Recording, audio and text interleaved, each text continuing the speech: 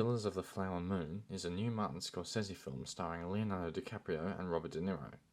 DiCaprio plays Ernest Burkhart, a man who has returned from military service to work for his uncle William King Hale, played by De Niro. Hale instructs Burkhart to marry an Osage woman to keep oil money running through the family, and he gets entangled in a conspiracy of murder when another white man marries other Osage women in the family and murders them and their children to take their estate money. The film is based on a true story set in the 1920s. It is clear from the outset that this film has all of the qualities of a Scorsese film, even down to the casting of DiCaprio and De Niro in the lead roles. The film is a sprawling epic set over a long period of time, covering many events and side plots.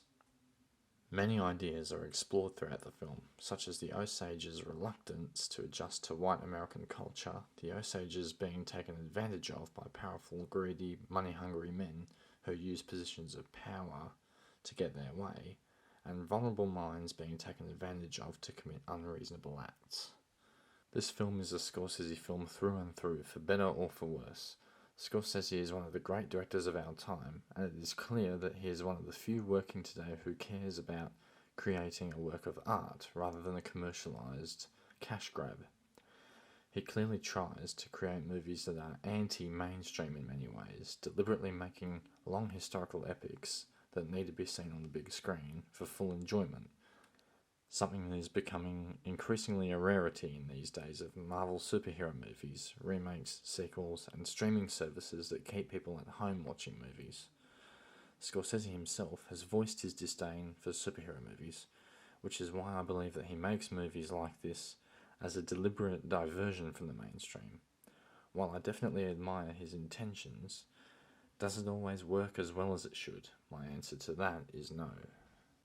At 3.5 hours long, I found this movie tedious at points to watch. While it was an engaging movie with a very interesting story, I did find it to be somewhat self-indulgent.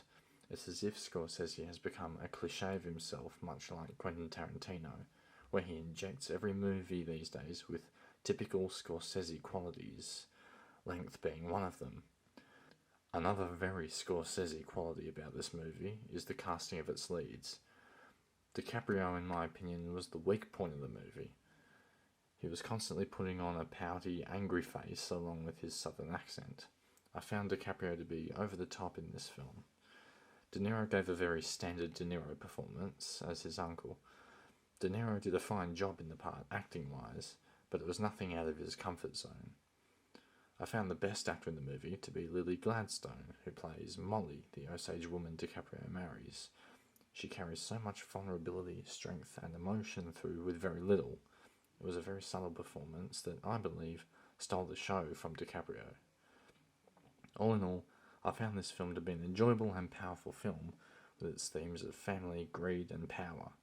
I did, however, find it very typical Scorsese in its execution, and as a result, it remains a great but still flawed movie that doesn't quite reach the Taxi Driver, Raging Bull, and Goodfellas heights.